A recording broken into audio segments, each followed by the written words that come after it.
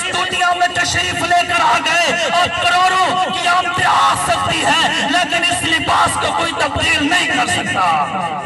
اور آپ کو یہ کوئی کہہ سکتا ہے کہ جناب دنیا تو آپ چوپن پہ جا رہی ہے اور یہ قرآن اللہ نے 14.5 صدیاں پہلے اللہ نے دنیا میں نازل کر دیا، یہ میں دعویٰ کر رہا تھا کہ آخری نبی آ گیا، آخری کتاب آ گئی، آخری شریعت آ گئی۔ آپ جتنے جدید مسائل لے کر آؤ گے، آپ زمین کے تہوں میں چلے جاؤ، آپ سیاروں پہ پہنچ جاؤ، آپ جتنے جدید مسائل لے کر آؤ گے علماء حق آپ کو اسی قرآن سے ان مسائل کا حل بتائیں گے، کیونکہ اللہ رب العزت نے اعلان فرما دیا الیوم اکملت لکم دینکم واتممت علیکم نعمتی ورضیت لکم الاسلام دینا، کہ میں نے اپنے پیغمبر کے دامن پر اپنی نعمتوں کو تمام کر دیا ہے، کیونکہ اللہ نے میرے آقا کو مرکز کائنات بنا کے بھیجا، اللہ نے میرے آقا کو طبیب کائنات بنا کے بھیجا، اللہ نے میرے آقا کو رولا کے کائنات بنا کے بھیجا،